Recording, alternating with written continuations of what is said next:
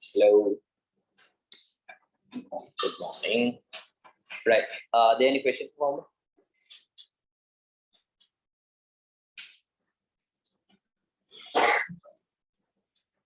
What are the questions?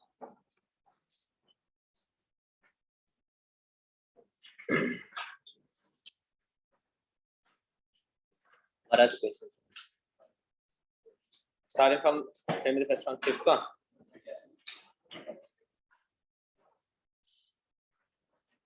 Right. Question number 5.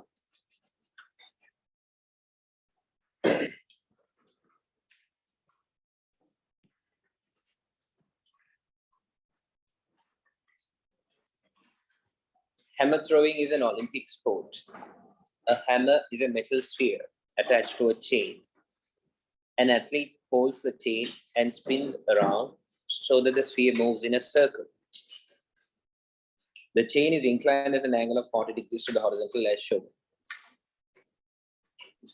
The tension in the chain acting on the sphere is T. Draw the free body force diagram for the sphere at the position shown in the diagram. The tension in the chain acting on the sphere is T. Draw the free body force diagram for the sphere at the position shown in the diagram. So guys, at this point, on the sphere, there will be two forces acting. Definitely, at any point, its weight will be acting. I will take it to be W, which is acting vertically down.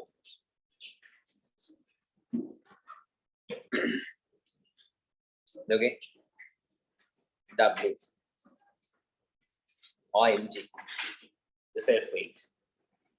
And then there is this tension acting on the sphere this way. Correct? So that I will mark in the free body diagram. So that will be a force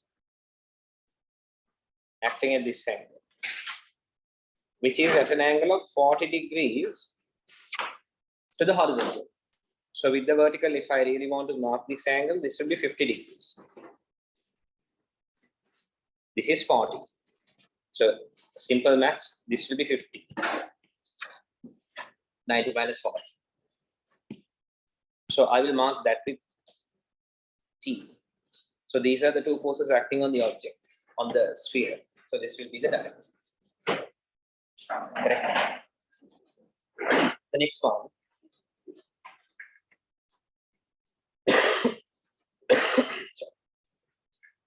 Explain why the sphere moves with circular motion. Why does it move with a circular motion? If you take a component of this tension, the component of this tension will be acting, or if you take a component of this tension, that will be acting horizontal. Okay. So that force will be, while this is moving, that force will be directed towards the center of the circle, or maybe you can say there will be a force that is acting towards the center of the circle. That will provide the centripetal force, so it will be moving in a circular motion, right? There will be a component of the tension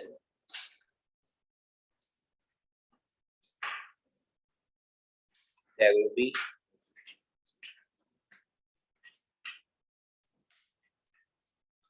a component of the tension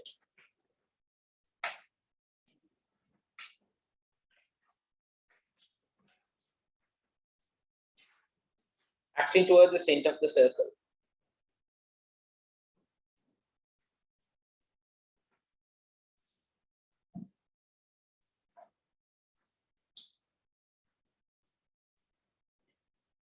So there will be a component of the tension acting towards the center of the circle. So it will provide the centripetal force.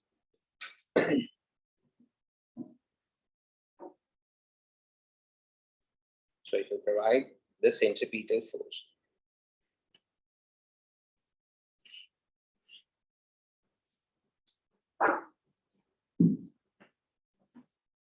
Right. Because the next part, the sphere completes 2.8 revolutions per second. Calculate the acceleration of the sphere. Okay. 2.8 revolutions per second. Distance from the sphere to the center is given 1.5 meters. That means the radius is 1.5 meters. Guys, angular velocity omega will be the angle rotated per second. So 2.8 revolutions per second means one revolution is how, what is the angle? One circle is 360 in radians, 2 pi. So the omega is 2.8 into 2 pi radians per second. Am I right? Angular velocity, the angular displacement made by the sphere in 1 second will be 2.8 into 2 pi in radians. Correct. So the angular velocity or the angular speed will be 2.8 into 2 pi, which is 28 over 5 pi radians per second. Okay. Then the acceleration, for the centripetal acceleration, there are a couple of equations. One of the two equations is A equals R omega square. Can you remember this equation? A equals R omega square. R is the radius, which is 1.5 meters. The omega is 28 pi over 5, and that needs to be squared. Which is 464.3 meters per square second. This is the centripetal acceleration. Anyone got this answer? Good, very good. Yeah.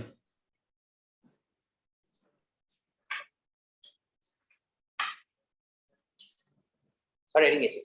So I found the time for one revolution, sir. You found the time for?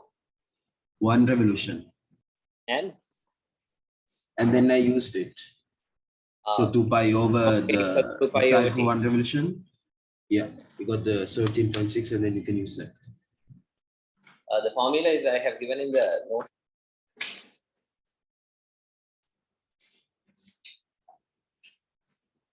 Right. The next one.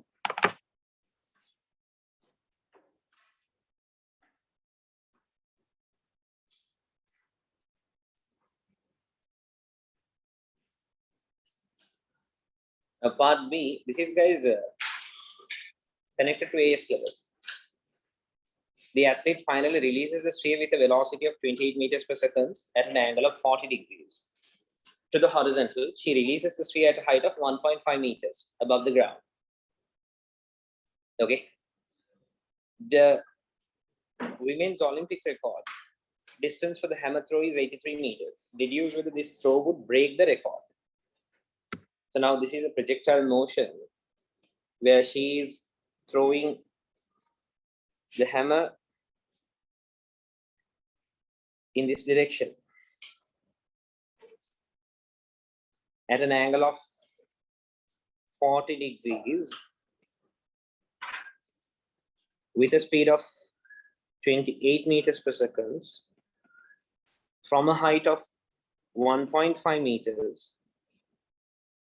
And we need to see what will be this horizontal range. I will take it as X or something.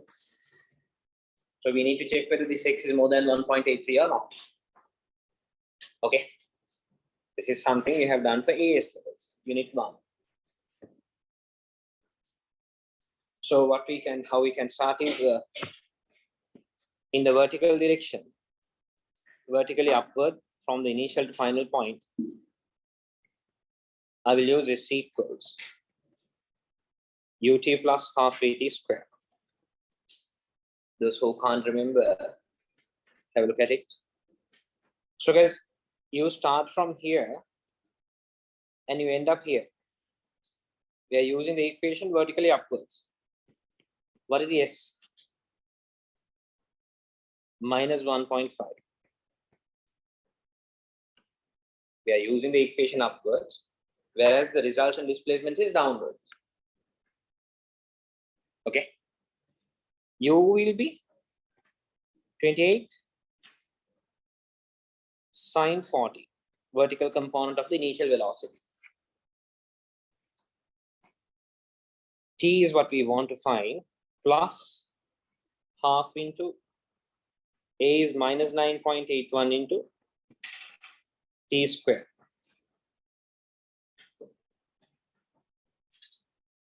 Minus 1.5. I'll take that minus 1.5 to the other side. It will become plus 1.5 to form a quadratic equation. Half into minus 9.81 is minus 4.905 T square plus 28 sine 40 T minus 1.5. So how can distance be minus, sir? It's not distance, it is displacement. It's a vector. This can be negative. Because now this is a quadratic equation. Input the values into the calc.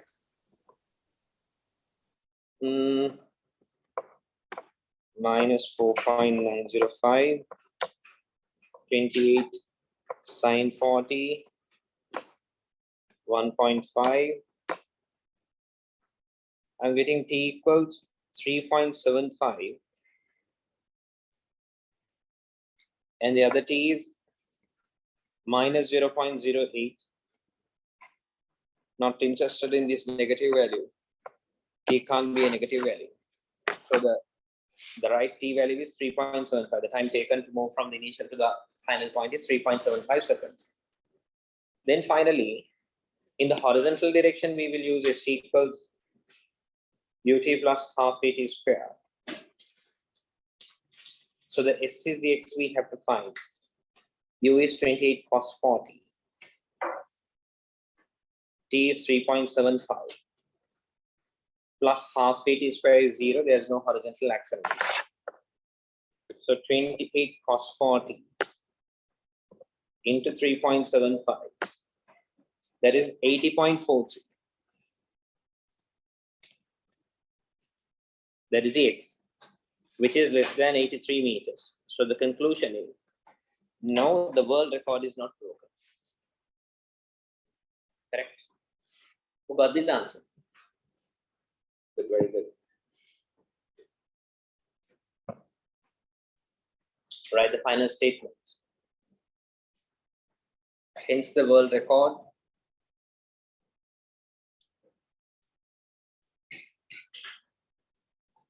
is not broken.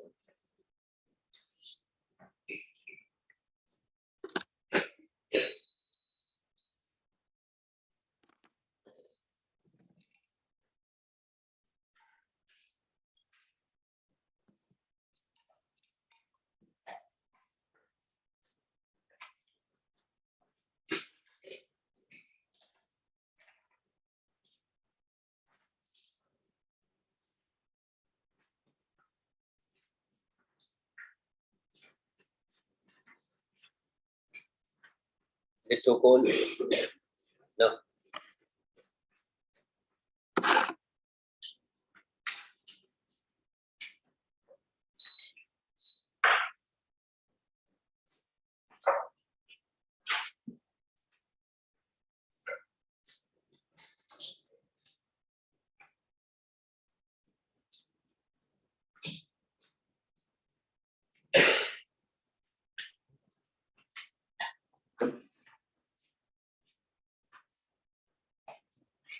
Done. What's next?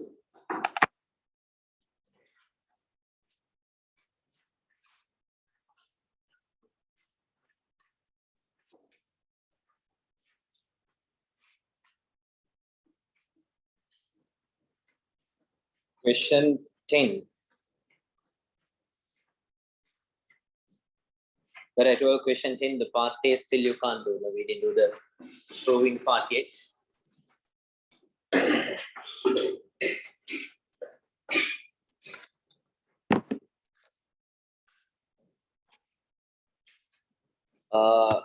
a toy ball is a ball attached to a person's hand by a cord. A child makes this ball undergo circular motion in a vertical plane, as shown in the photograph. In a vertical plane, it is making circles. Okay. So the first part is based on the theory to prove it that you can't still do. The ball moves clockwise in a circle of radius r, center O, with a constant speed v. The diagram shows two positions A and B of the ball. Part B, the ball completes 1.3 revolutions per second. Calculate the acceleration of the ball. Radius of the circular motion is given. So very similar to the previous one. So guys, 1.3 revolutions means the angular velocity will be 1.3 into 2 pi radians per second. One revolution means 2 pi radians. So per second, 1.3 revolutions means 1.3 into 2 pi, which is 2.6 pi radians per second. This is the angular velocity. So the acceleration is A equals r omega square. R is 0.58. Omega is 2.6 pi, and that needs to be squared, which will be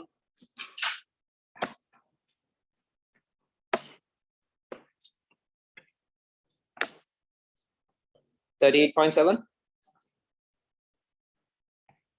Yes, sir. Meters per square seconds. Is that okay? Sorry.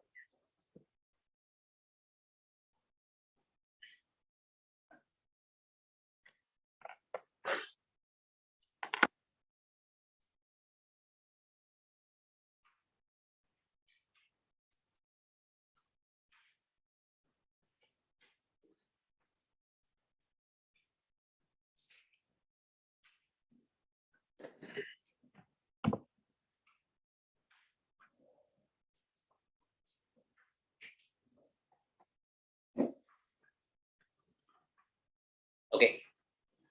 Then the child comments that as the ball goes around the circle with a constant speed, the size of the force on his hand changes. Discuss whether this statement is correct. Okay. Now first tell me, have you ever done this in your life? At least once. Taken a ball, connected to a wall or something, connected to a thread, maybe a rope, string, and you turned it? Have you done it? No. You haven't done. You had better things to do in life. You have done it. Okay. So when it is moving, even though if it is moving at a constant speed, the force that your wrist will be experiencing or your hand will be experiencing will not be the same. Yes. Am I right? That's why I have to move it constantly. Correct? Why? Because sometimes the weight comes downwards and the tension that will be very expensive. Okay, if I ask you at which point will be the force experience, force acting on the hand is more. When it's at the bottom. Force is more when it is at the top or bottom. Bottom. The force acting inwards is always same, right? But if we add, okay, if the ball is at the top, then the tension is like downwards towards your hand. The weight goes downwards. We add the force to the top, right? Okay, let's see like this. Sir. Okay, let me do it. Let's look at this. At the if this is the case. Now let's say at this point, this ball is at the top. Okay. So what are the forces acting on it? These are center of the circle. Center C. What are the forces acting? The weight is acting down. The tension is acting T1, let's say. When it is at the bottom, at this point, what are the forces acting? W is acting down, T is acting up. Okay. So at this point, the resultant force is W plus T1. Here the tension, I'll take it as T2. Here the resultant force, F equals T2 minus W. Great. T2 minus W. In both the cases, the resultant force is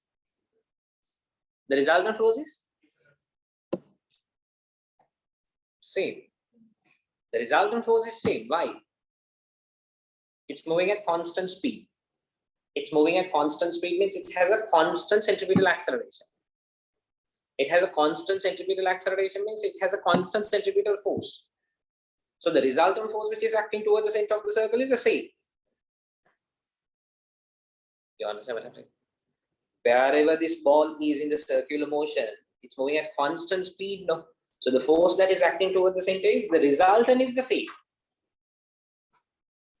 Okay, so what varies is the tension will be varying from point to point.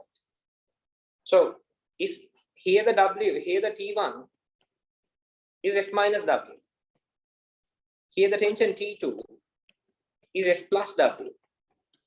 So the force that your hand will be feeling is what? The tension. Because you're holding the string, right? From one end, you're holding the string. So the force exerted on your hand is by the string. So what you feel as the pain or the force or whatever, that is the tension. Understand? Right? So guys, which is bigger, T1 or T2? T2. Definitely T2 is bigger. So when it is at the lowest point, definitely you will feel the force more. You will feel the force lowest when it is at the highest point. Understood? Exactly. So what I want to tell is you have to, like, when it's at the bottom, you have to apply force for it to come up, right? Whereas when it's on top, there's inertia also that's helping you, right? Correct. Yeah. Yes, correct. That makes sense, but you can't give it the explanation based on that. Yeah, yes. It's a 4 marker, guys, right? Sorry. But will you get any points for writing that? I'm not very sure. Right?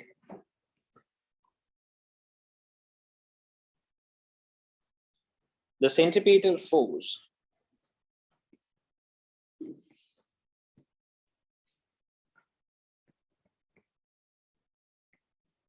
at any point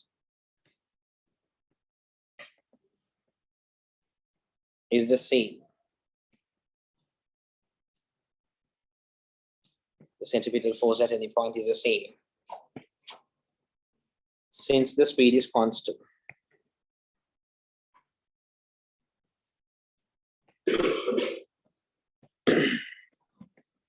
Full stop.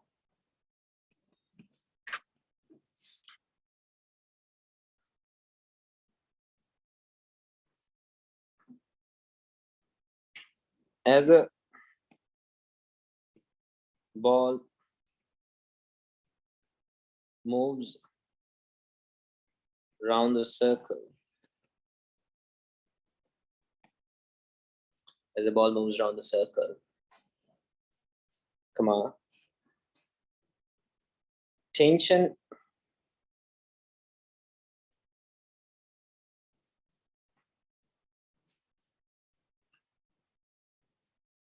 in the cord,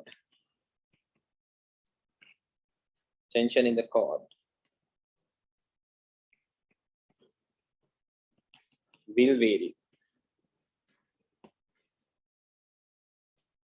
Full stop. Tension will be highest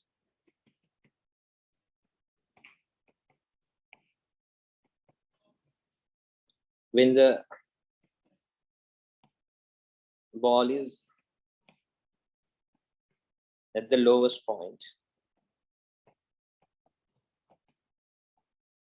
and tension will be lowest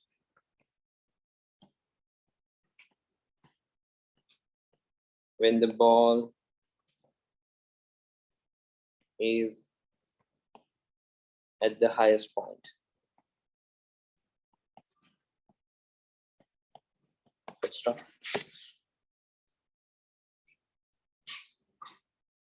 So the size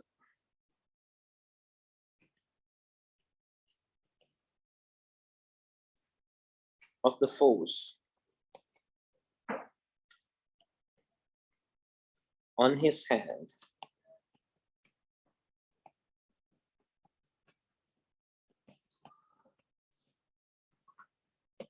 so the size of the force on his hand will vary. Okay. Is that clear? Right. Guys, what's next?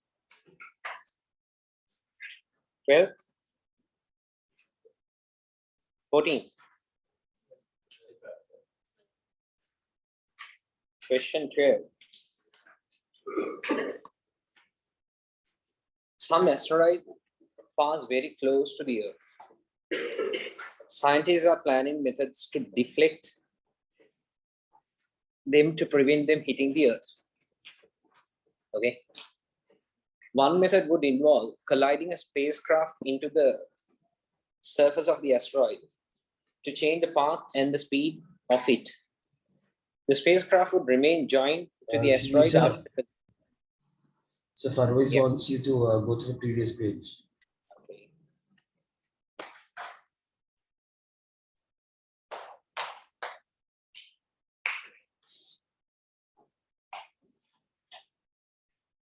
Guys, what time do you all on average sleep in the night? 3 Around o'clock. what? I asked in the night. Yeah. Midnight. 3 o'clock is night for you. How is Yeah, 3 night? midnight. Midnight. You can call it midnight, early morning, whatever you want. Midnight. 3 o'clock is midnight. Somewhat, early morning, middle of What is your night. definition of night? So if 3 o'clock into When the sun is out. It's morning here. Here, what time do you sleep? 9. 12. 12. 10. 11. 11. Tell me the actual time. 11. All baby numbers. 12. 10. Tell me the actual time.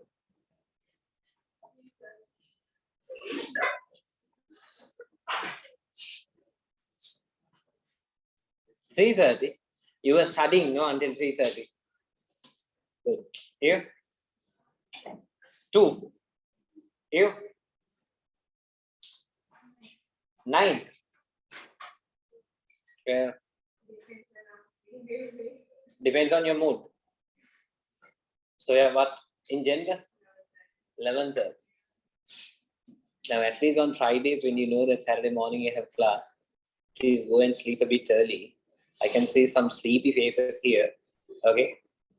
Next time if I see if anyone's sleeping, if I see that you slept late, I will make you stand up and answer some questions. Understood? So you just wash Right. the face, done, sleepiness will go. Question 12.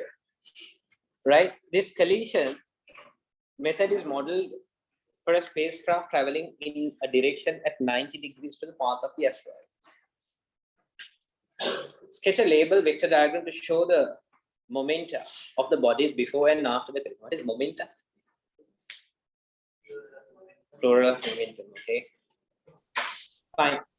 Now, guys, there is this asteroid moving this way. The asteroid is moving, let's say to the right. So the method of this, you understood the question, right? There are asteroids moving towards the surface of the Earth, and then you fire something towards it, okay, to change the path of it. So what you're firing is a spacecraft, So this spacecraft, it will come perpendicular to this direction. It's moving this way, this will come this way. And then that's what it says, right? This collision method is So, but modeled for a space. won't asteroids come like down? It won't be going to the right, right? Like, it'll be coming down, Okay. falling down. Right? According to my diagram, the Earth is here. Okay.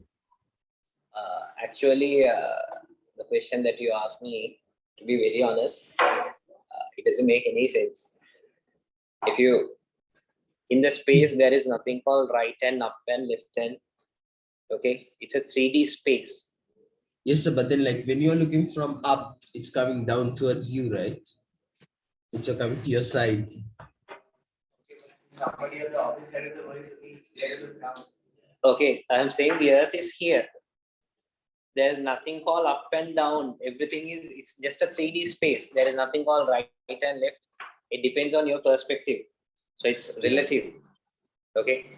So for you, I mean, I'm talking about the space. In the space that, I mean, if you are standing on the Earth, if you're standing here, it will look like, okay, it's coming towards you from the top. So I'm talking with reference to the space. So if the Earth is here, anyway, this asteroid is coming towards the Earth. So what you do is somehow you send a spacecraft perpendicular to it to change its direction. Right?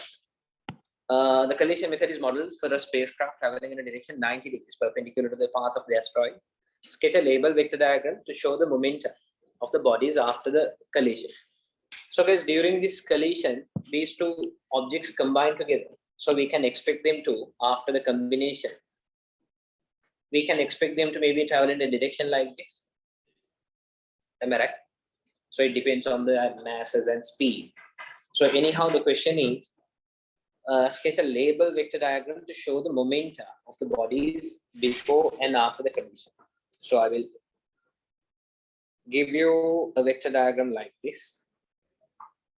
This is the momentum of the spacecraft. I will take it as PS.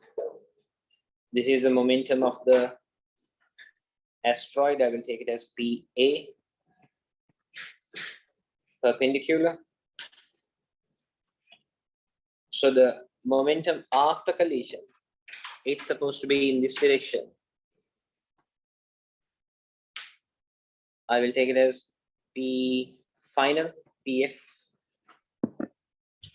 A diagram like this will do the job. Sir, What are the objects like this? Yeah, that's what the question says. so Yeah. So my diagram is the meteor, whatever the meteorite is coming down, spacecraft is going towards the right, but the resultant, the PF is on the same direction as yours. Something like this. Yeah. No, this one, the bottom arrow is the opposite side, right? According to mine. The head of one vector should be connected to the tail of the other for the two.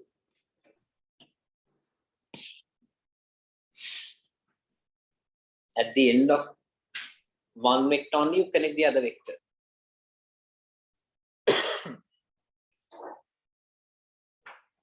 Okay.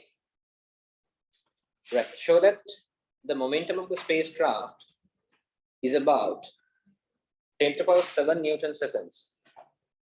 That is a baby question. Mass is given. Speed is. Huh? Yeah. So these two are the momenta before. This is the after.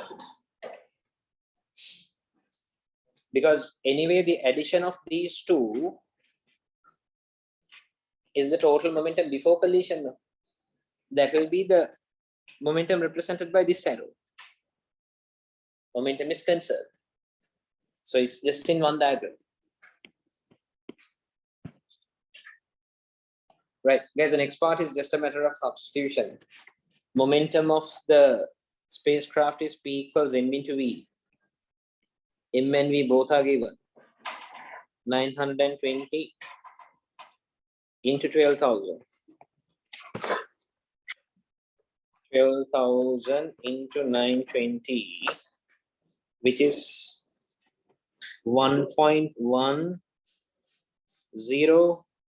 into 10 to the power 7 Newton seconds. It's about 10 to the power 7 Newton seconds.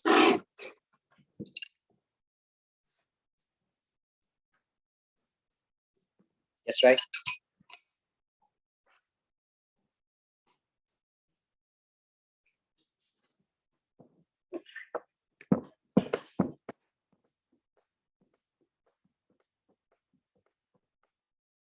Is that okay? Yes.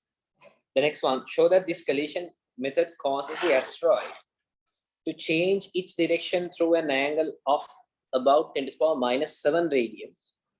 Momentum of the asteroid is given. Guys, look at this. Let me mark the diagram again. Okay. According to the data given, this is 90.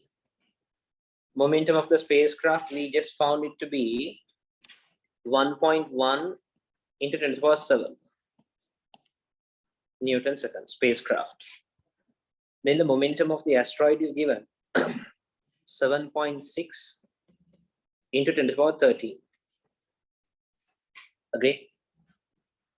So now listen to me. Guys, initial direction of the asteroid is this one. This is the initial direction. After this collision happens, this is the direction. Am I right?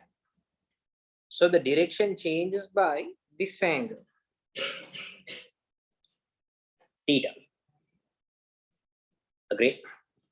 By what angle does the direction of the asteroid change? That is the angle. So simple, tan theta equals opposite over adjacent.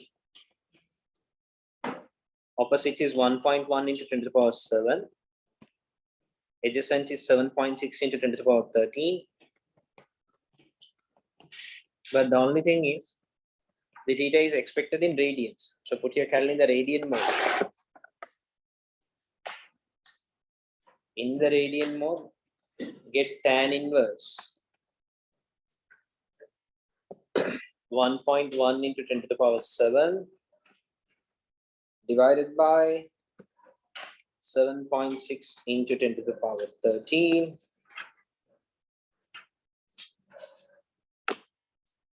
Which is 1.4 into 10 to the power minus 7 radians.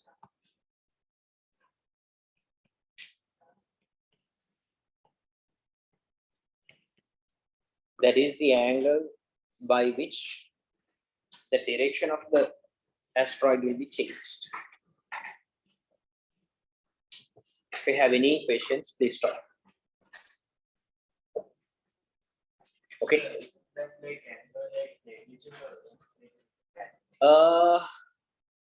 It depends on the distance.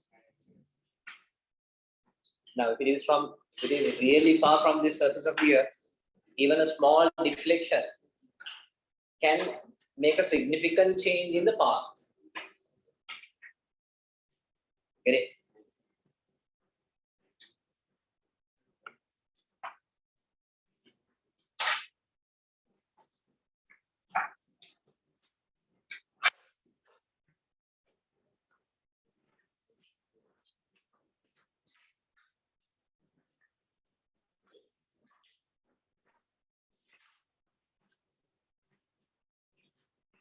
What's next? There are more parts. After the collision, the asteroid and spacecraft remain joined and move together. Calculate the component of their velocity at 90 degrees to the original path of the asteroid after the collision.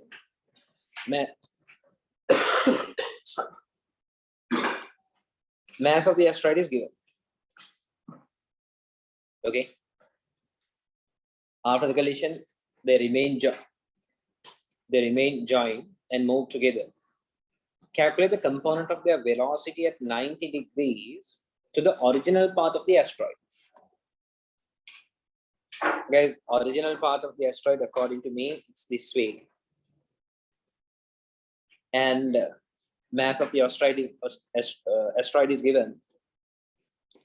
And the momentum was given how much? 7.6 into 10 to the power 13.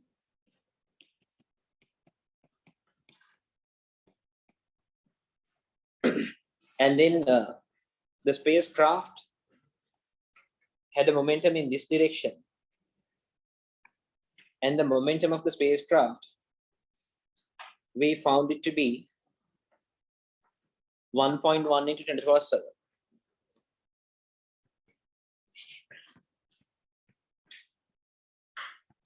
Okay. This was the story before the collision. Now, guys, after the collision, let's say they have a momentum in this direction or something. What is their combined mass? Mass of the spacecraft is 920. Mass of the asteroid is 2.8 into 10 to the power 9 plus 920 will be almost 2.8 into 10 to the power 9, right? Do you agree with me? The asteroid has a mass of 2.8 into 10 to the power 9 kilograms. The spacecraft just has a mass of 920 kilograms. So even though if you add them together, it will be still 2.8 into 10 to the power 9 kilograms. Am I right? Now the question is, calculate the component of their velocity at 90 degrees to the original path of the asteroid. That means they are asking for the velocity in this direction. Am I right? So I have to use the principle of conservation of linear momentum in that direction. Okay. I'm using principle of conservation of linear momentum in this direction.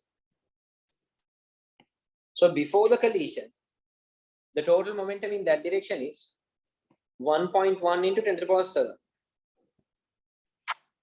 Because the momentum of the asteroid was in the perpendicular direction, the other direction. Okay. That's equal to the total momentum of the combination in this direction after the collision. Correct? Which is 2.8 into 10 to the power 9 into that velocity. Is that okay? So from here, find a V. That's 1.1 into 10 to the power 7 divided by 2.8 divided by 10 to the power 9, which is 3.93 into 10 to the power minus 3.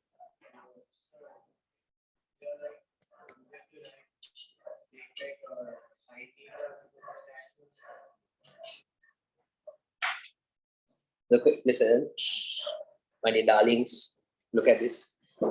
The question is, calculate the component of their velocity at 90 degrees to the original path of the asteroid. So the original path of the asteroid, according to my working so far, is this one. Correct? So I have to find the velocity of the two combined objects in this direction after collision. So in this direction, I am using the principle of conservation of linear momentum. Correct? So in this direction, the total momentum before the collision was 1.1 into 10 to the power 7. Do you agree with me? After collision, the momentum in that direction will be the mass into the velocity in that direction. So if I put 2.8 into 10 to the power 9 here and the V here, This V means the V in this direction. Understood? So the V that you are getting here straight away will be the final answer. There is no need of a angle being involved here. Okay. Anyone who got this answer? Very good.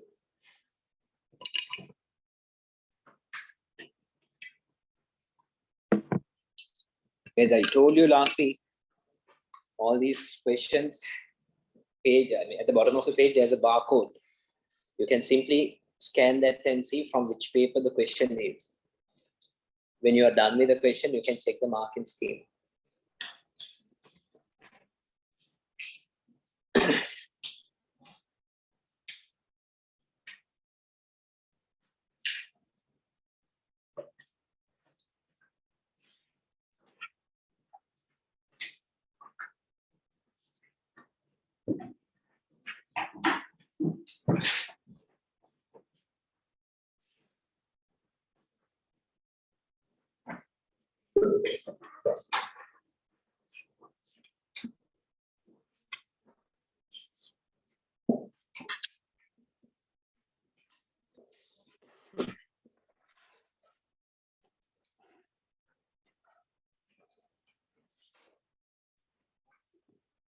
The next one.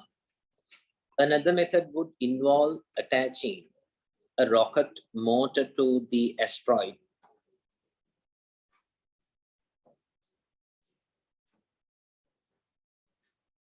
and using the motor to apply a force to the asteroid. In this method, the force is applied at 90 degrees to the path of the asteroid. Deduce whether this would produce a change in momentum as great as the change produced by the collision method. Force exerted by the rocket motor is 5.1 into 10 to the power 6 newtons. Time for which rocket motor applies the force is 6 minutes.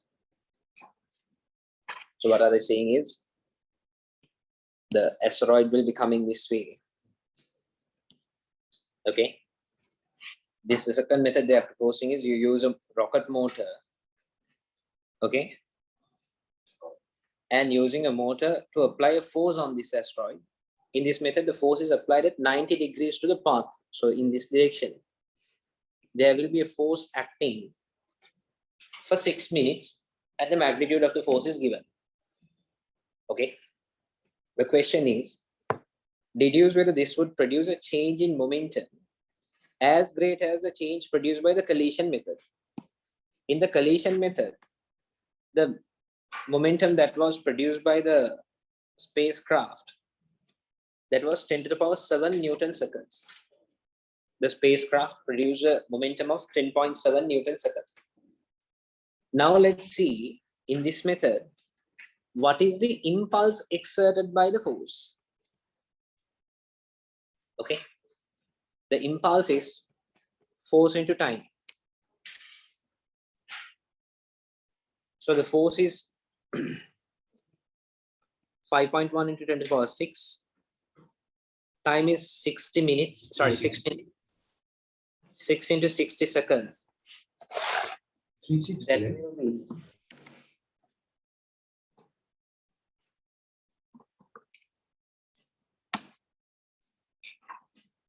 1.84 into 10 to the power 9 Newton seconds. Okay. So the question is, deduce that this would produce a change in momentum as great as change produced by the collision method. Yes. It will produce a change in momentum even more. Because the momentum which was given by the spacecraft in the same direction was only 10 to the power 7 Newton seconds. Now here you have an impulse of more than that, 10 to the power 9 Newton seconds. Show this working and then write the statement. Yes, this method will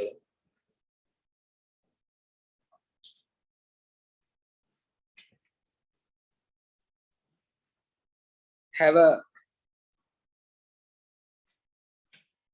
will produce a higher change in momentum higher change in momentum comparing to the previous method. Comparing to the previous method.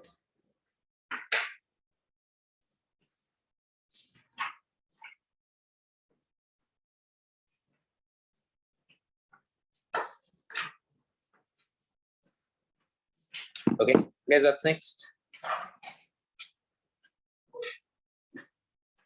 14th. The photograph, question 14, shows a coin in contact with the drum inside a washing machine. The washing machine drum rotates about a horizontal axis.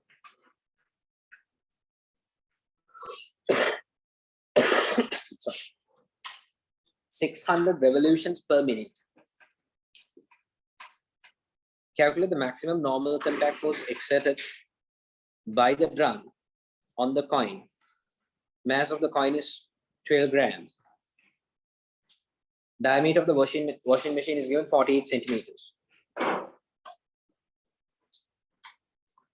Now, do you understand the question? Now, guys, there is this coin. This coin is there on the surface of this drum, which is inside the washing machine. Now, this drum is turning. So when the drum is turning, the coin is also turning with that. Correct?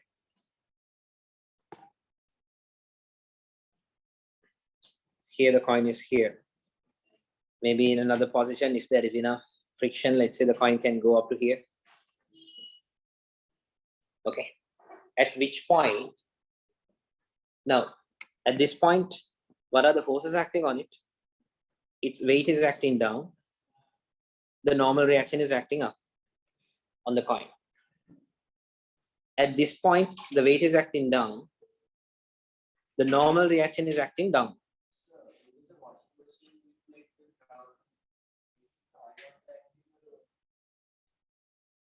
Wait.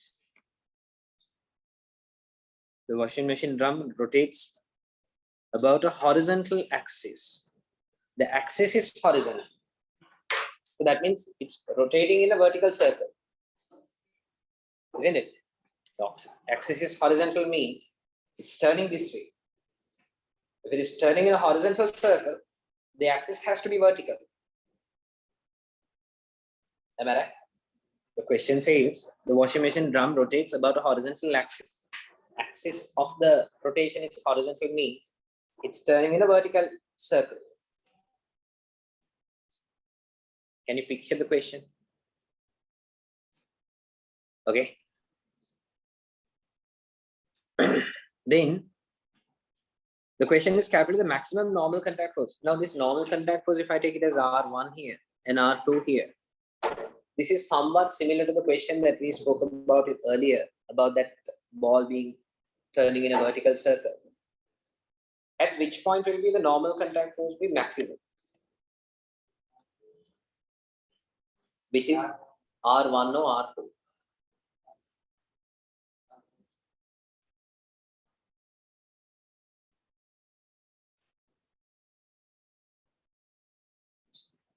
At which point will be the normal contact force maximum? R1, at the lowest point. The reason is, at the lowest point, if we consider the resultant force, R1 minus W equals F.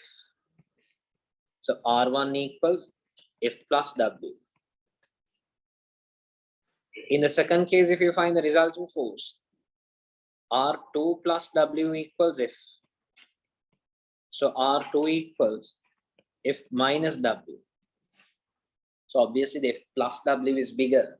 So R1 is bigger than R2. What is F here? The centripetal force, which is a constant. Okay. F is the resultant force, which is the centripetal force. Okay. Yeah. Now the question is calculate the maximum normal contact force. So the first thing for you to figure out here is the fact that the maximum contact force is when the coin is at the bottom. So I'm not going to show all of these, that is not necessary. So here is my circle. Here is the coin. This is the contact force. This is the weight.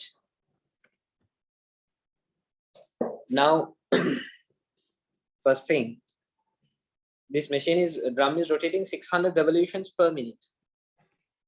600 revolutions for 1 minute means, guys, that divided by 60 per second, how many revolutions? Sorry? 10 revolutions. Am I right? For 1 second, 10 revolutions. So the angular velocity will be 10 into 2 pi radians per second. The angular displacement made in a unit time. So the angular velocity is 20 pi radians per second. Okay. So what are they? Now we have to find the arc, right? So guys, if I find the centripetal force, and in this case, if I use F equals ma now, m is 12 grams, which is 12 into 10 to the power minus 3. A is r omega square, correct? A is r omega square. How much is the r? 48 centimeters is the diameter. Radius will be 24 centimeters. 0.24. R, omega is 20 pi. That needs to be square. Okay. So the centripetal force F will be 12 into 10 to the power minus 3 into 0.24 into, which is 11.37. Correct me if I'm wrong. That is the centripetal force. Okay. So finally, R minus W is the centripetal force F. R equals F plus W. F equals 11.37 plus W is mass of the coin. 12 grams means 0.012 into 9.81 will be the weight, mg.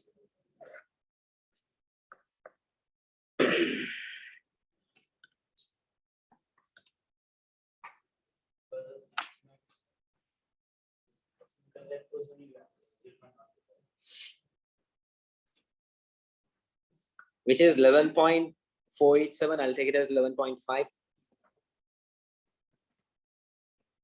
This is the maximum contact force, which is at the bottom of the circular motion.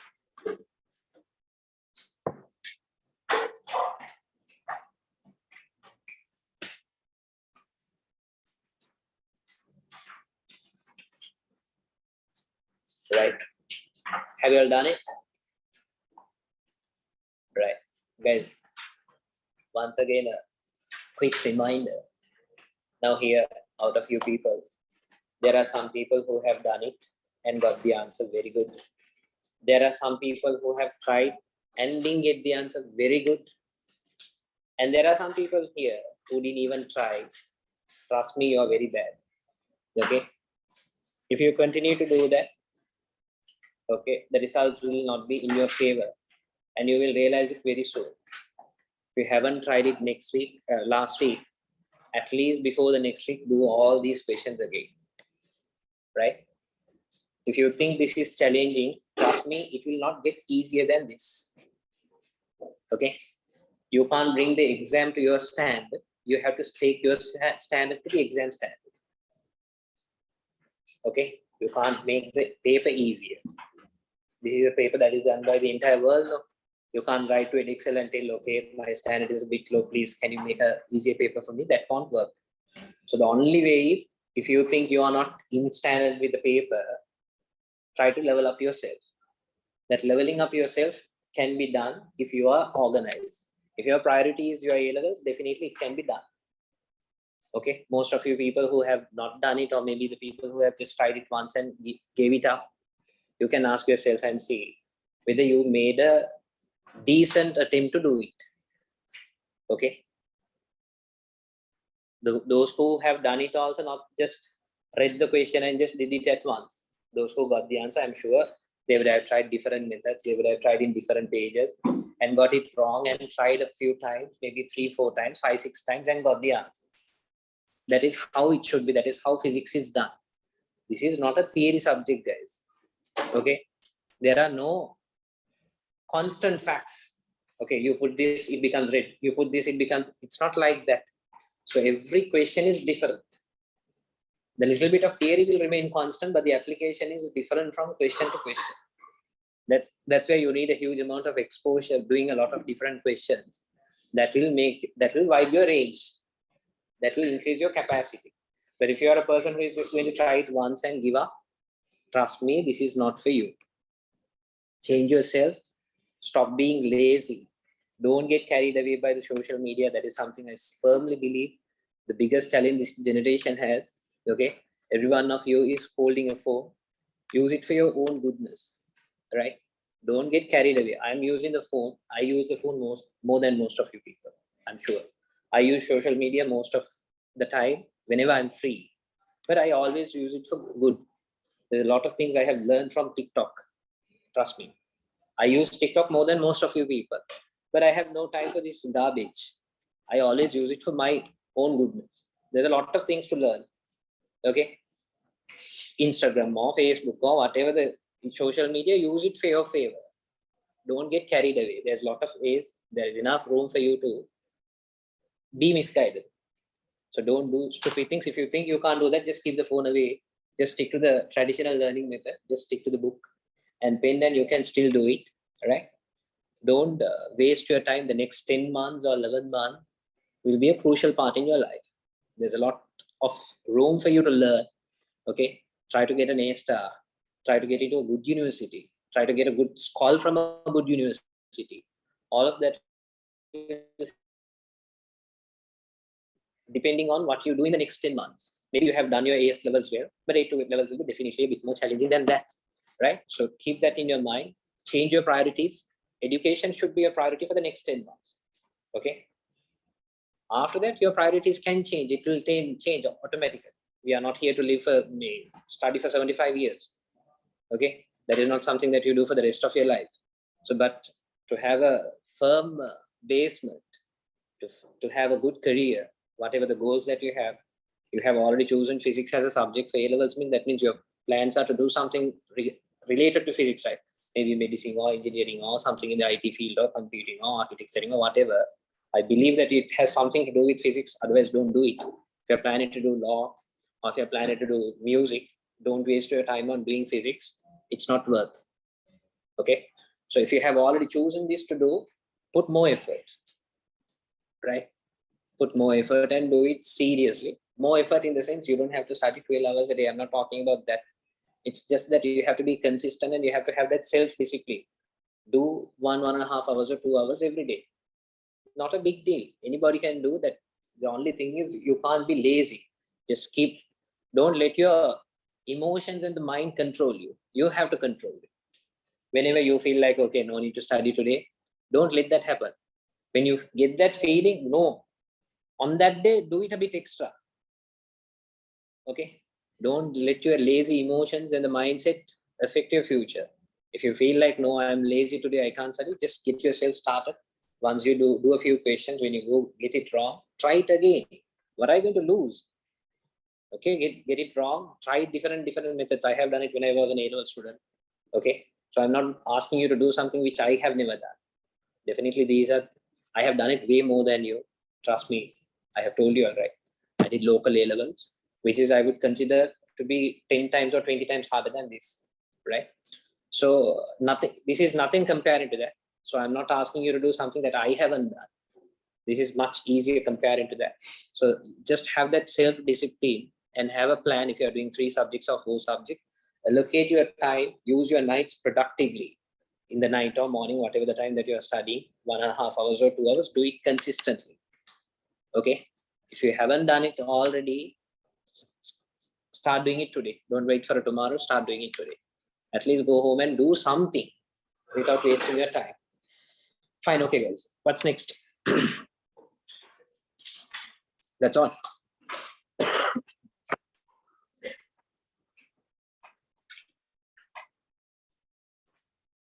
Right, get back to the next subtopic.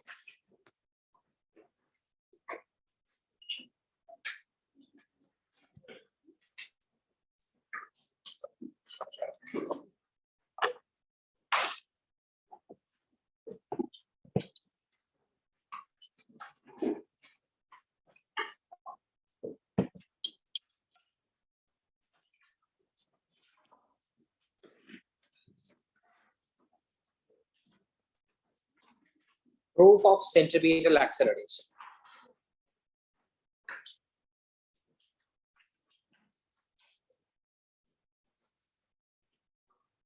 Proof of centripetal acceleration.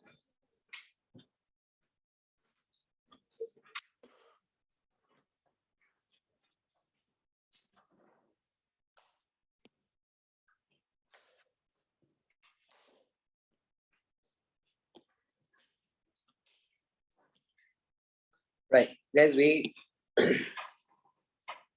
learned that the centripetal acceleration is given by v square over r, or r omega square, but we didn't prove it. Unfortunately, it's a part of your syllabus, so you should know how to. Yeah. So you should know how to prove the equation a equals v square over r, right? Even in this theory, as you can check in multiple questions, they have asked you to prove as the first part of the question, to prove that the centripetal acceleration is a equals v square over r. Okay, so learn this and practice it 2-3 times, you will remember it.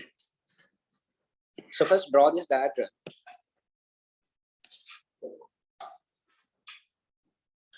So guys, mark the velocity at 2 points as v1 and v2, and the angle between is theta. Mark this diagram.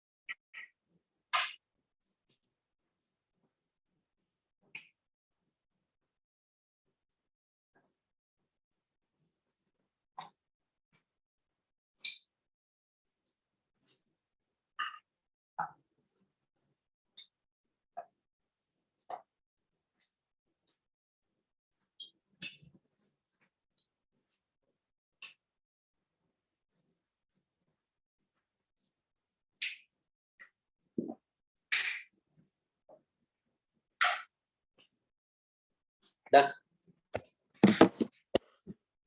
Right. So guys, I'll take this initial velocity to be v1 and this final velocity to be v2.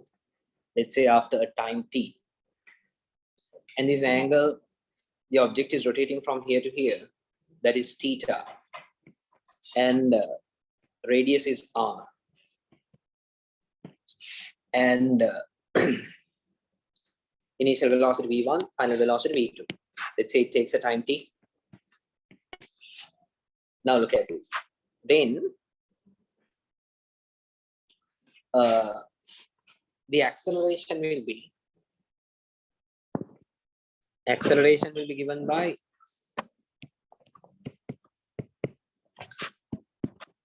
v2 minus v1 over time taken. Correct? Change in velocity over the time taken. Now the change in velocity means this v2 minus v1, the change in velocity. If I put it in a vector triangle, look at this. This is v2. v2 is this way. v1 is this way. I want to get the difference between v2 and v1. Correct? Which is v2 plus minus v1. Correct? I have to take the resultant vector of v2 and minus v1. So which is v2? v2 is this one. Plus, what is minus v1? Minus v1 is this one. Correct? v1 in the opposite direction. So now I have to get the resultant of these two. Now I want v2 minus v1. Since, Yeah. I don't know why did you put minus at the top? Now listen to me. I want acceleration, which is v2 minus v1 over t. So v2 minus v1, how do I find it? Using a vector method, using the vector triangle. We don't have a vector method to find the difference between two vectors at once. We know to find the resultant of two vectors now using the vector method. So v2 minus v1, I can write it as v2 plus minus v1. It is the same thing, right? v2 minus v1 means v2 plus minus v1. So to find v2 minus v1, we can take v2, resultant of v2 and minus v1. Agree? So v1 is this way means minus v1 will be the opposite of that. So the resultant of these two vectors will be minus v1 this way, v2 is this way,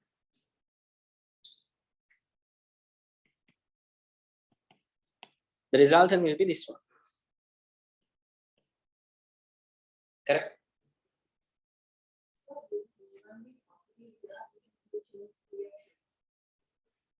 Now here, anyway, this sign really doesn't matter here for the final answer. Don't think about the sign for now, just leave it with you. Now my point is, what is the magnitude of this v2 and v1? It is the same, right? The magnitude of v2 and v1, I'll take the magnitude of v1 to be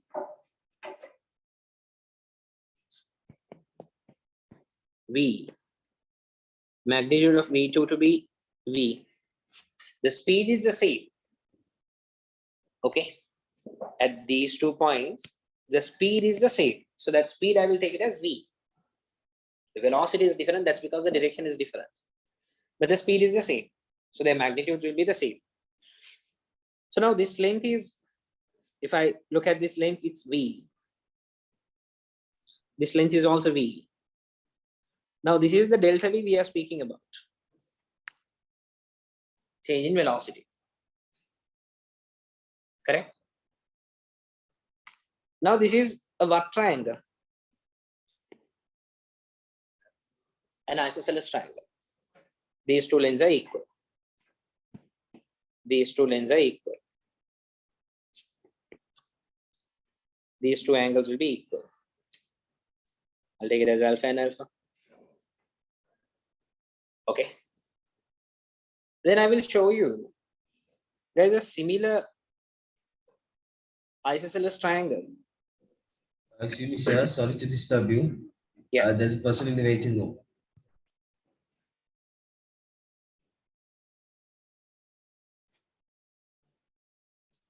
So now this is theta means, okay, this angle I have taken theta. What will be this angle? Huh? This is 90. This is 90. This is theta. What is this angle? 90 minus theta. Sorry, 180 minus theta. Correct? Now, if you look at this one, this is a quadrilateral. In a quadrilateral, all four angles are up to 360. Already this is 90. This is 90. That's because the velocity is perpendicular to the radius. So that means 180. So these two should add up to 180. So which means this angle is 180 minus theta. This is 180 minus theta. If that is 180 minus theta, what is this angle? Theta. Okay. So the acute angle between V1 and V2, this is theta.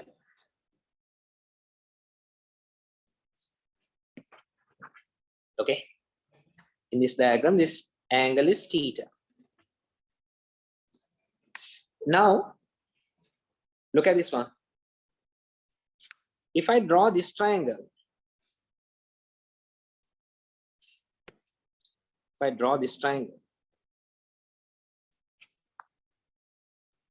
it is also an isosceles triangle. Yes or no? Radius, radius. And it also has this angle in between angle theta. Correct? So if you can remember your O-level maths, guys, these two triangles are actually similar triangles. The two triangles are similar triangles. What are similar triangles? All three angles of one triangle are equal to all three angles of the other triangle. Correct? So both these triangles become this one and this one are similar triangles. In similar triangles, what do you know? The ratio between the corresponding sides are equal. Do you remember that? Yeah. In similar triangles, the ratio between the corresponding sides are equal. Now, if you quickly recall this, let's say this is a triangle, length ABC. Let's say this is a similar triangle, length PQR. So according to theory, A over P equals B over Q equals C over R. Do you remember that? In similar triangles, the ratio between the corresponding sides are equal. Then using that here, now this length is V, this length is V, this length is delta V. So I can take this V over R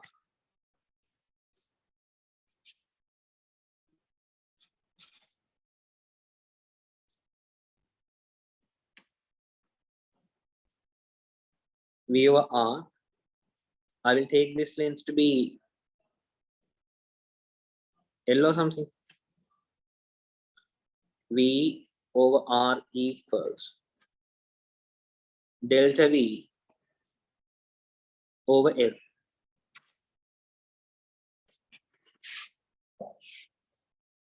Okay, first this will take a bit of working. Guys, first draw up to this triangle. Otherwise, if you go to draw everything at once, you might not know.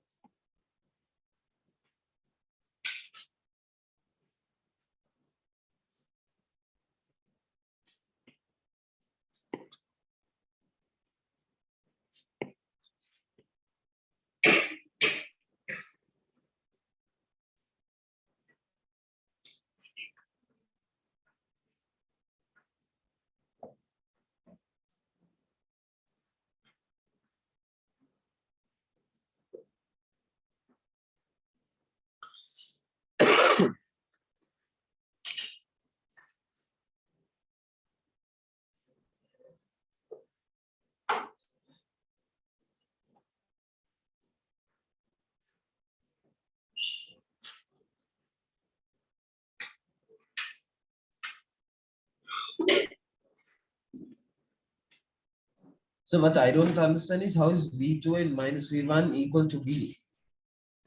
Hmm? How is V2 and minus V1 equal to V? The magnitude, the speed is the same. Oh. The speed is the same.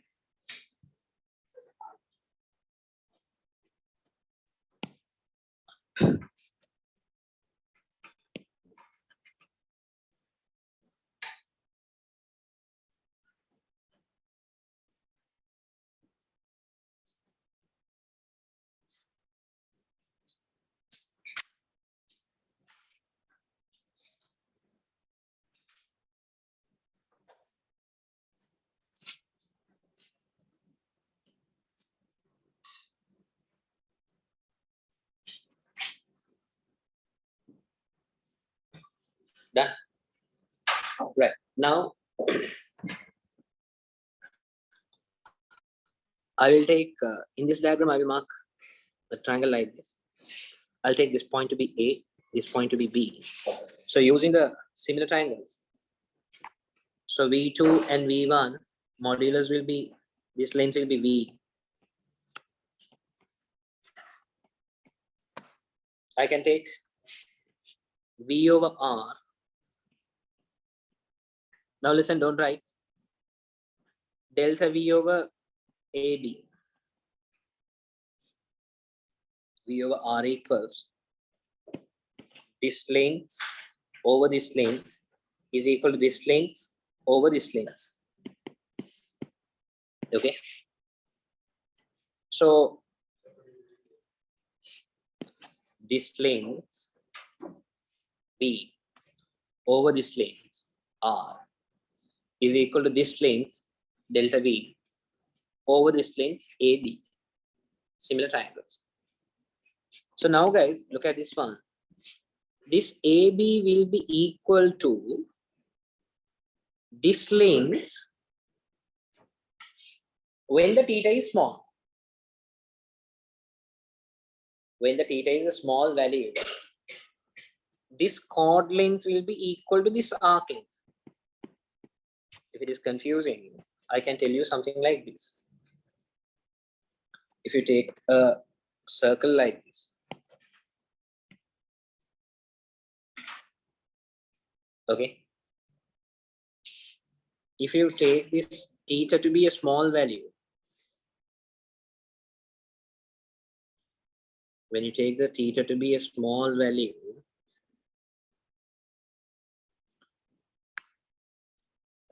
when you take the theta to be a small value,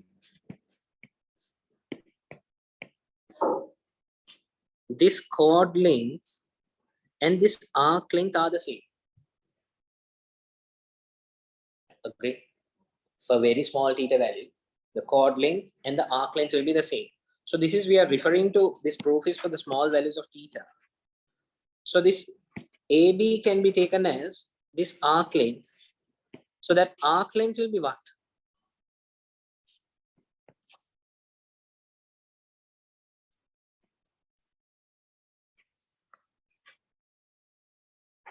Can you remember from last week? It's r theta. If this angle is theta, if this radius is r, this arc length will be r theta. Correct? So then cross multiply. Delta V equals V into r theta divided by r. So the r and r will cancel off. Delta V equals V theta. Agree? Now what is acceleration? Delta V over t. What is delta V? V theta over t. So A equals V. What is theta over t? Omega. So A equals V omega. A equals V omega. V equals R omega, right? V equals R omega. So omega equals V over R. So A equals V omega A equals V into the omega I will replace with V over R. V square over R. Done. Acceleration, centripetal acceleration is given by V square over R. This is the proof. Okay. Actually, this is the toughest proof that is there for A2. Don't worry, you won't get anything harder than this to prove in A2.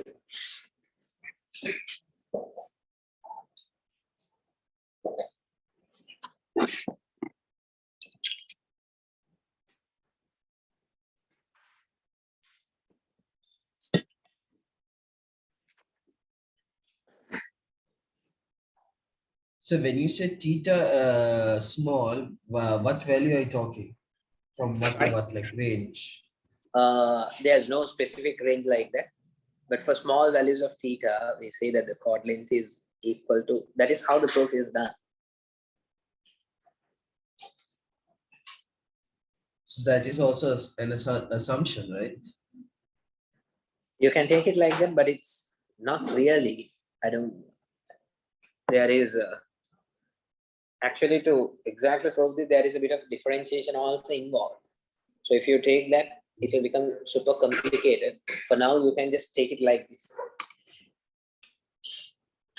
Okay. So when we have the question from which part are we supposed to write until which part?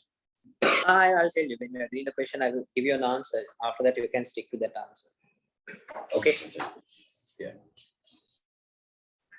Right, guys, you all can go for a small break. See you in 50 minutes.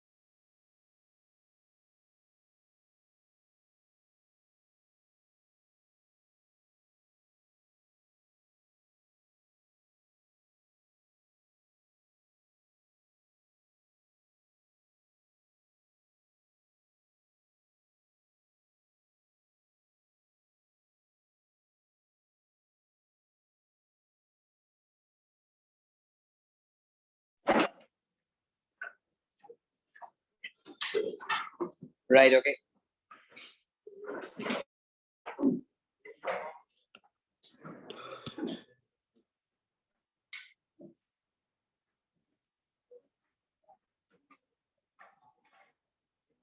Guys, write on the subtopic centripetal force. Oh wait. Did you already write this subtopic centripetal force earlier? No, right?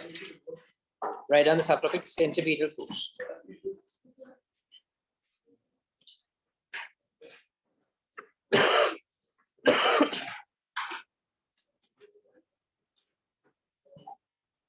Centripetal force. When an object is moving in a circular path,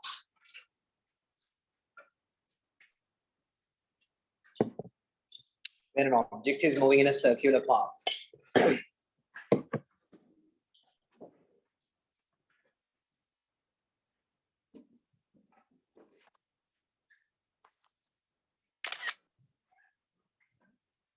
when an object is moving in a circular path, it has an acceleration. It has an acceleration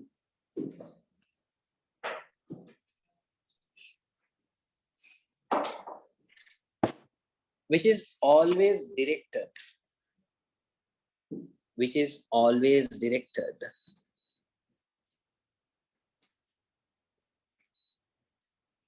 Which is always directed towards the center of the circle. Towards the center of the circle.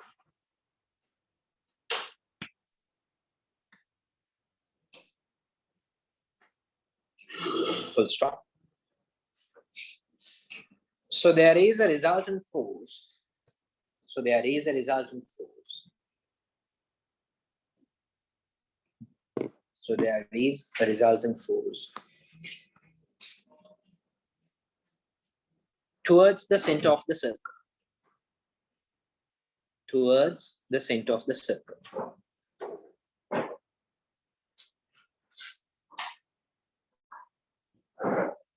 Full stop. This resultant force is known as. This resultant force is known as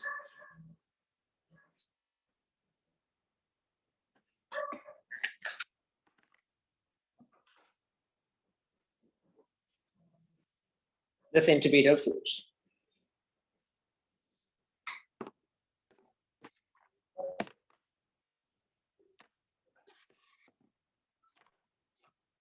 Okay, right, guys, write down a question. No. So the resultant force will be given by this equation. If you want, you can copy this one. So guys, if the acceleration is r omega square or acceleration is v square over r, these are the two equations used for acceleration. So the result centripetal force is given by using F equals ZB. M into, if you replace the A with V square over R, it will be MV square over R. Or if you replace the A with R omega square, F will be MR omega square. Take down this.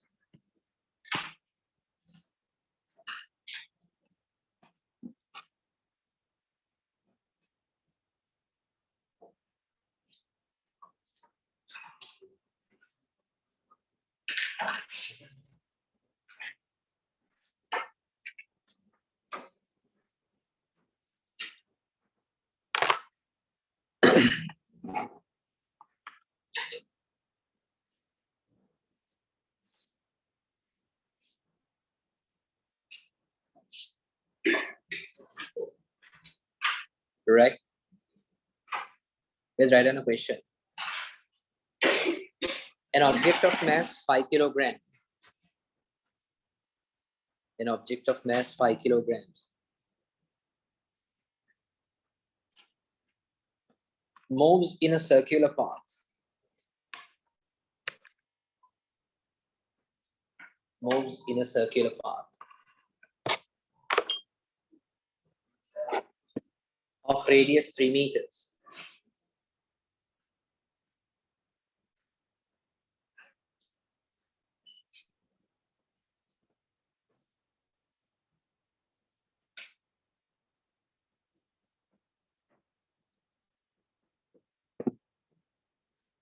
An object of mass 5 kilogram moves in a circular path of radius 3 meters with a speed of 2 meters per second. Full stop.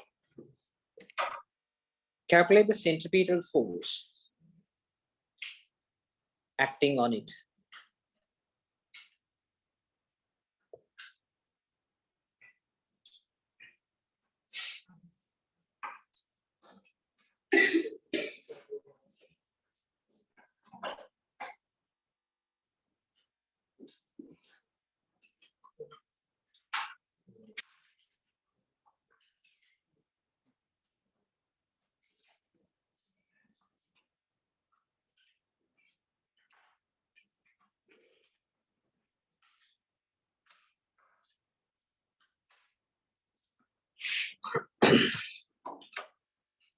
So guys, for the centripetal force, we can use F equals mv square over r. M is 5, v is 2 square over the r is 3. That will be 5 into 2 square divided by 3. 6.67 newtons. That is the centripetal force acting on it.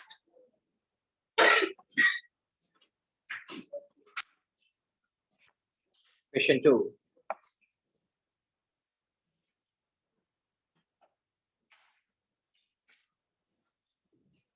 An object of mass 700 grams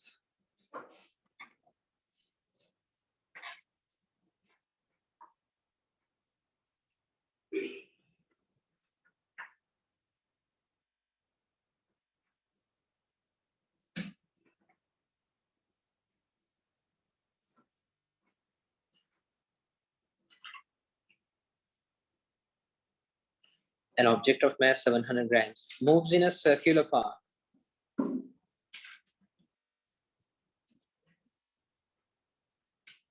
a circular path of radius 5 meters.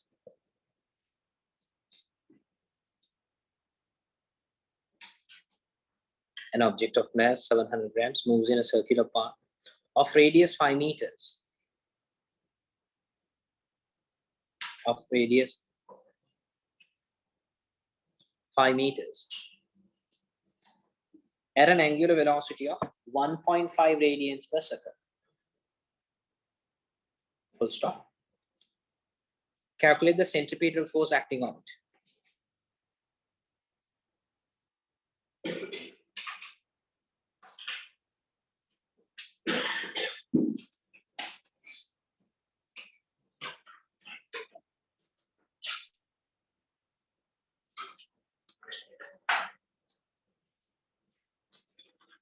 Can you?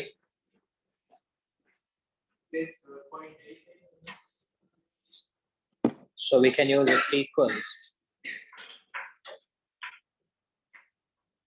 mr omega square. M is 0.7 kilograms.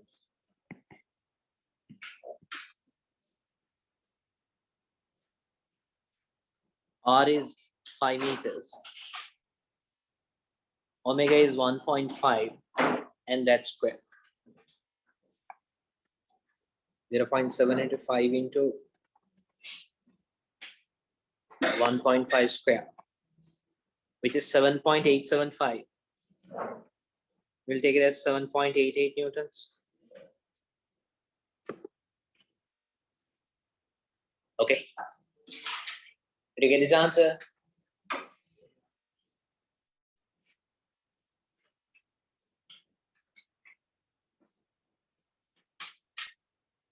Guys, write down the next question, question 3.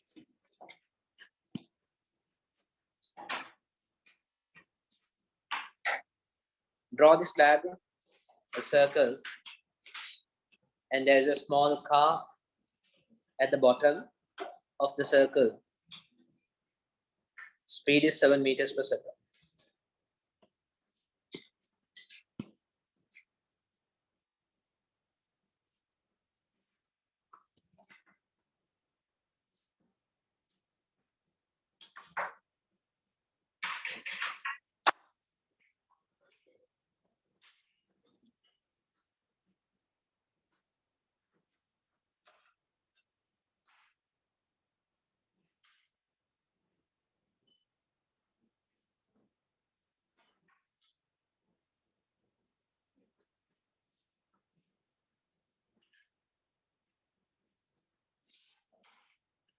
Right under that. A toy car of mass 500 grams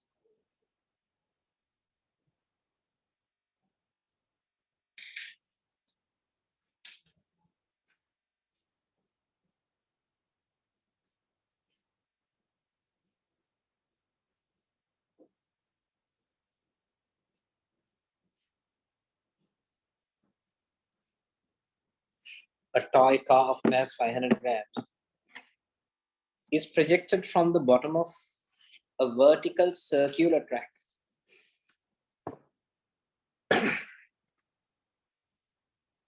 A toy car of mass 500 grams is projected from the bottom of a vertical circular track.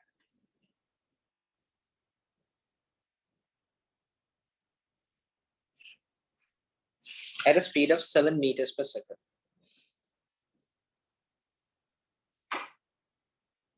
At a speed of 7 meters per second.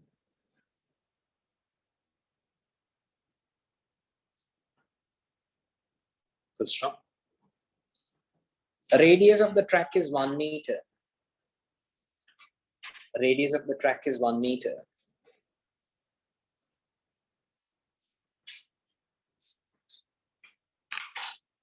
And there is no friction.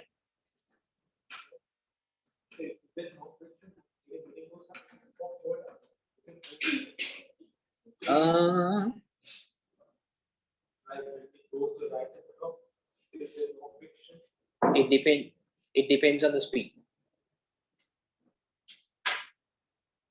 And there's no friction. Full stop. Part A. Calculate the initial kinetic energy of the toy car. Initial kinetic energy of the toy car. So can you go to the previous slide, please? So should we do a diagram as well? Yeah.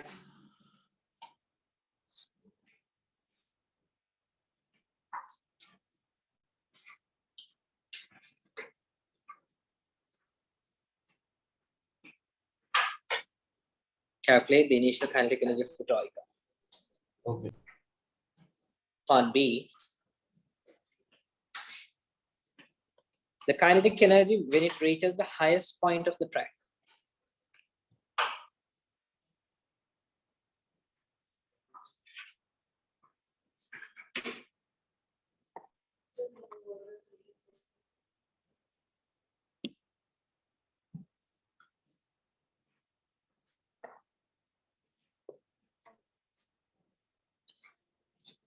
Part B, the kinetic energy when it reaches the highest point of the track.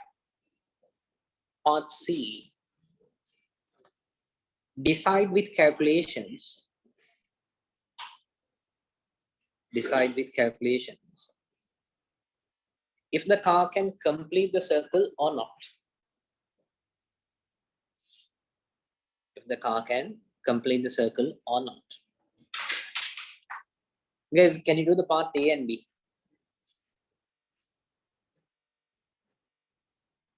Do the part A and B.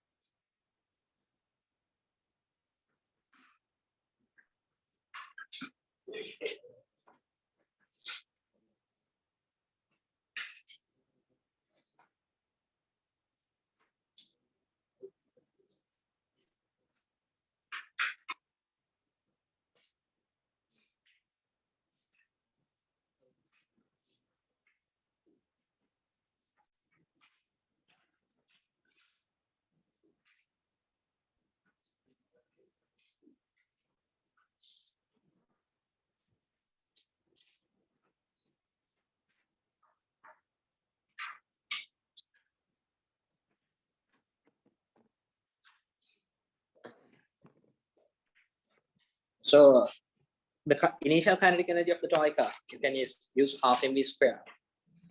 Half into m is 500 grams, which is 0.5 kilograms, into v is 7 square. That will be 12.25. 12.25 joules. This is the initial kinetic energy of the toy car. So when this toy car is moving from here along this track to the highest point, so its kinetic energy is reducing, potential energy is increasing, right? So guys, increase in potential energy should be equal to the decrease in kinetic energy using the conservation of energy. The question part B, kinetic energy when it is at the highest point. So if you find the gain in potential energy, mgh, that is 0.5 into 9.81. What is the height? Radius of the track is 1 meter. So the height will be 2 meters, which is 9.81 joules. This is the gain in gravitational potential energy. Correct? No? So the kinetic energy, when it is at the highest point, will be, initial kinetic energy was how much? 12.25. From that 12.25, you minus the 9.81. That is 2.44.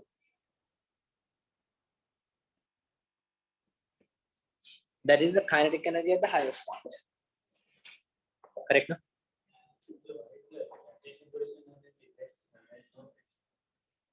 Huh?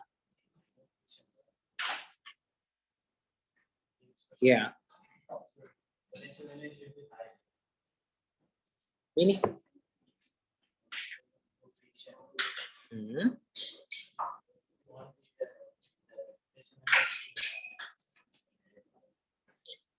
The total energy is conserved. So when it is at the bottom, you have a kinetic energy of 12.25 joules. So when you go to this point, at this point, it will have both kinetic energy and potential energy. So potential energy has increased by how much? 9.81 joules. So that means the kinetic energy has decreased by that much. So now the kinetic energy remaining is 2.44 joules. Now what is your question?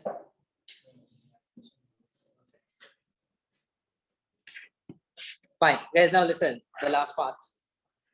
Decide with calculation if the car can complete the circle or not. Now stop your work and listen to me.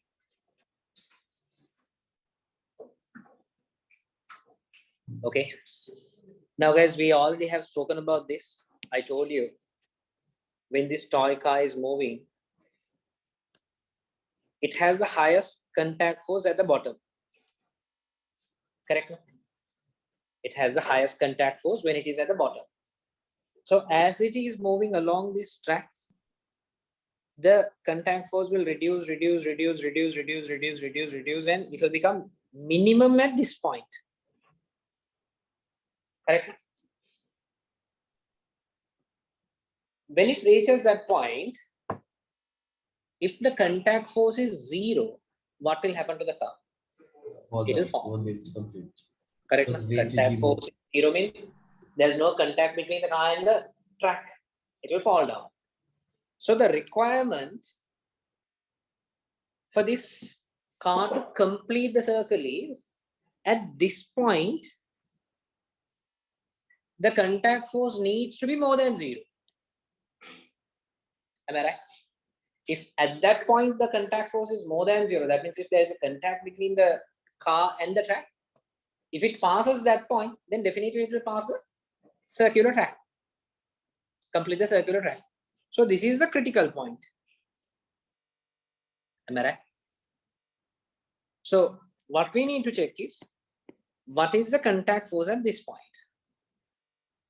If by any chance, if that is more than 0, then it will complete the circle. By any chance, if it is less than 0, if you get a negative value of, that means it will fall before that. Understood? Sir, Yeah. so now contact force is R or F in the equation W, R and F. Contact force is R. The F is the centripetal force. So at this point, there are two forces acting. Yeah. Weight and contact force R. The resultant force is M V square over R. This is a centripetal force. The resultant force. Okay. That is equal to R plus W.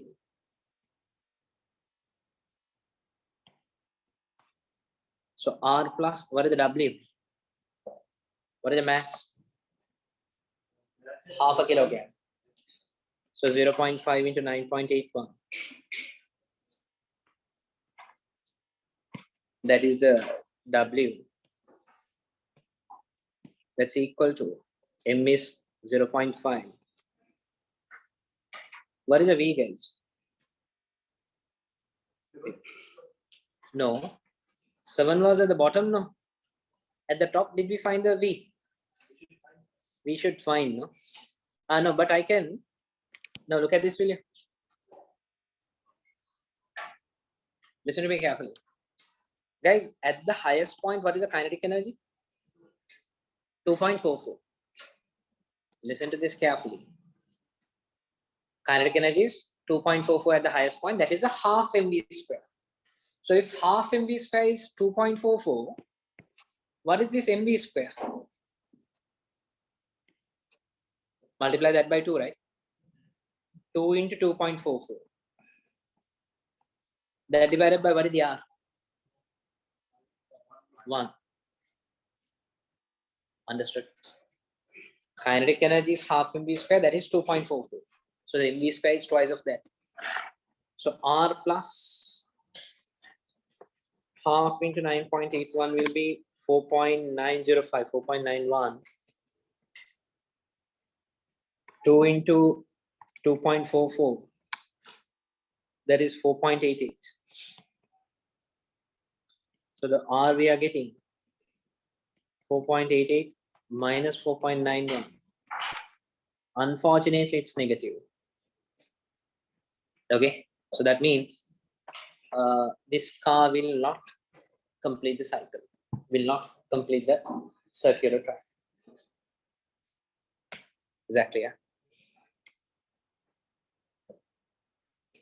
Wait, hold on, before you write it. So guys, my conclusion is this car will not complete the circle. Now tell me, if you badly want to make this car complete the circle, what can you do? Increase the initial speed. I believe that you have done these games when you were small. So if you put it faster, it will be able to make the complete circle, right? So that's because of this calculation. If you can give the sufficient kinetic energy at the top, it will be able to complete the circle. So take it down.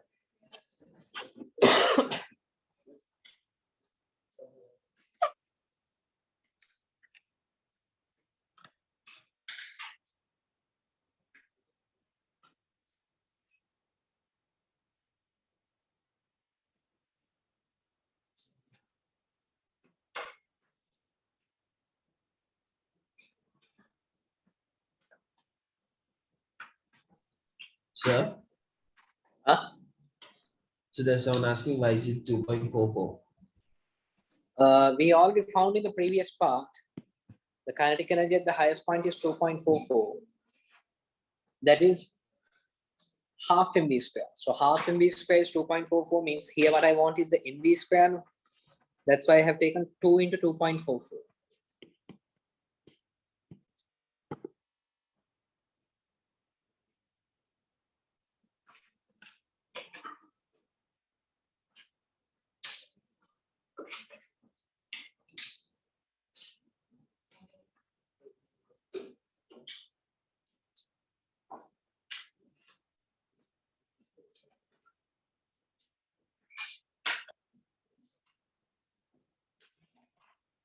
So write the conclusion.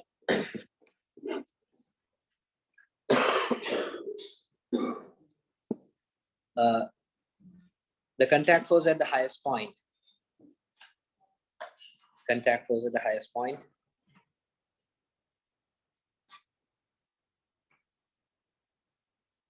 is negative. So it will not complete. So it will not complete the circle.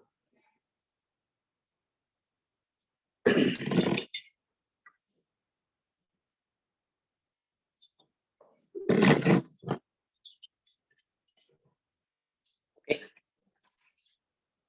Right, guys. Then from the tube.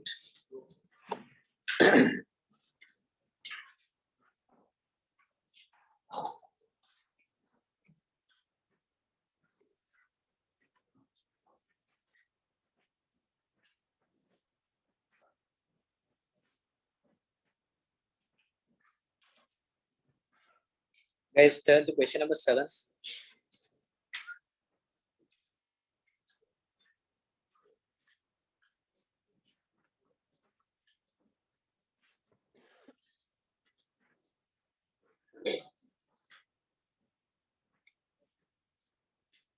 Okay. An aeroplane flies in a horizontal circular path whilst waiting to land at an airport. The aeroplane flies at a constant speed v around around the horizontal circular path of radius r. The diagram shows 2 positions A and B of the aeroplane on its circular path. Okay. The acceleration of the plane is A. Derive the expression A equals v square over r. You should include a vector diagram. And it's a phi marker. So let me give you an answer. Hereafter, when you get a question based on this, you can just stick to that answer. Okay. So guys, you can see they have marked the speeds to be v at the 2 points A and B. So I will take the final velocity at B to be, look at this, don't write, VB. Initial velocity at A to be VA. So the change in velocity will be VB minus VA. So my vector triangle will be VB is this way. Plus minus VA will be this way.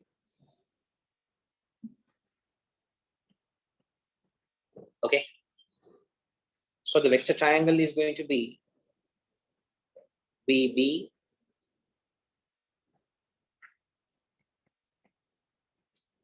this is minus VA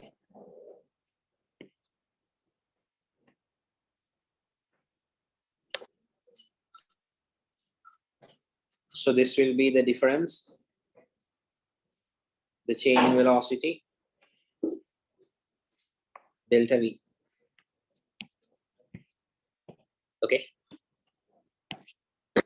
So the angle between B and VA, this one is theta. So by looking at this triangle and this triangle, the similar triangles, we can mention that V, the magnitude of VB and VA, both is V magnitude. So V over R is equal to delta V over AB. So V over R, delta V over AB is R theta. So the R's will cancel off. Delta V equals V theta. So the acceleration equals delta V over T. Delta V is V theta over T. So V theta over T is omega. That is V omega. That is A equals V omega. Then the omega, V equals R omega. Omega equals V over R. So A equals V omega. Omega is V over R. Finally, A equals V into V over R, that is V square over R. Do this, you will definitely get the entire 5 marks. Okay. Right. So practice this a couple of more times before the next class. Definitely, you will remember it, how to do the proof. If you have any questions, you can ask.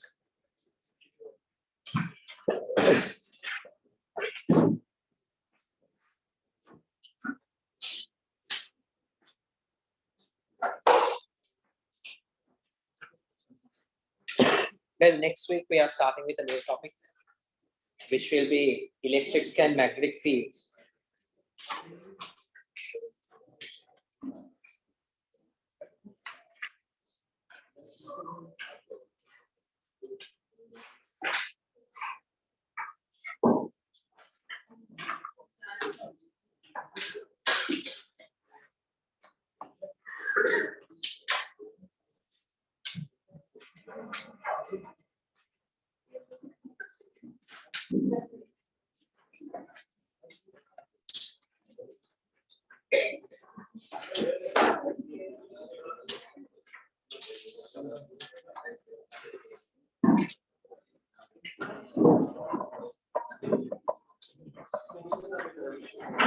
Question, what part of the question, from what part of the question did you determine we needed to find the impulse?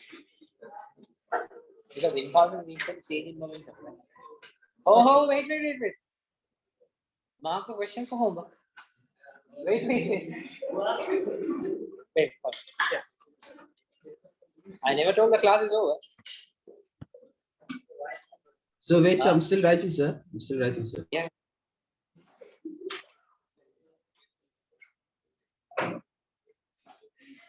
What's the hurry?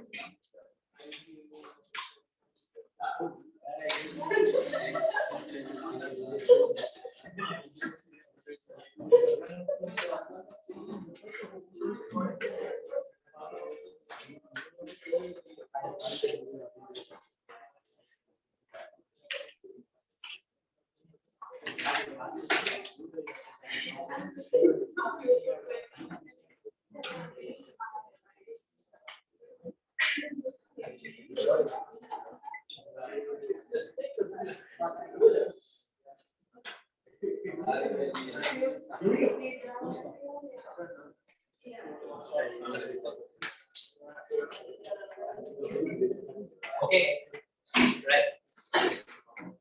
Guys, question 7, the part B. The remaining part of question 7. And question 10, the part A. Question 10, the part A. And 11 and 13.